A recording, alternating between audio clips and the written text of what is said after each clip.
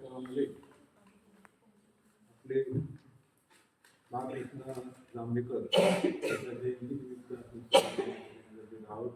या कार्यक्रमाला उपस्थित ज्येष्ठ पत्रकार सुनील पोपळे, तालुका अध्यक्ष अंकुश राजकरे, कैलासराव माने, भाऊसाहेब माकले, तसेच कार्यक्रमाला उपस्थित अजित आंगडे, विष्णू डॉक्टर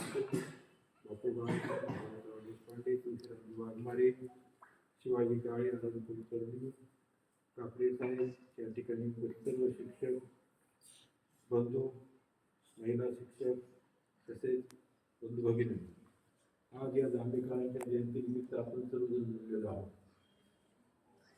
पत्रकाराचे भीष्म म्हणूनही त्यांना पदवी आहे आणि म्हणून मराठी पत्रकाराचे भीष्माचार्य म्हणून त्यांना ओळखले जाते. त्यांचा दर्पण हा पेपरचं नाव आहे, त्यामुळे हा दर्पण दिन आपण त्यांच्या जयंतीनिमित्त साजरा करतो.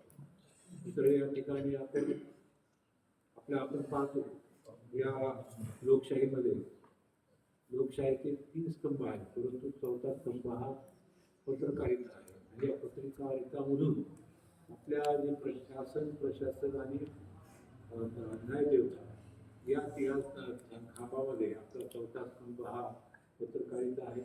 पत्रकार हा निर्भीड असला पाहिजे आणि शासनाकडून, प्रशासनाकडून, सरकारकडून या पत्रकारावर दबाव आणला जातो.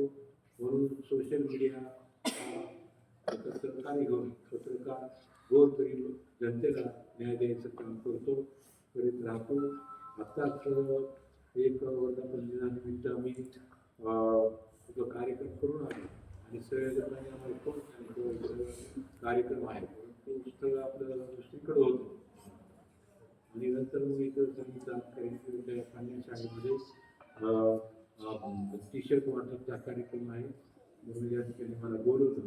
या ठिकाणी माझ्यासमोर सांस्कृतिक कार्यक्रम, मुलींना छानसा असा डान्स केला, गीत स्वागत गीत गायलं. त्यावरून आपल्या शाळेमधील शिक्षिका व शिक्षक हे चांगलं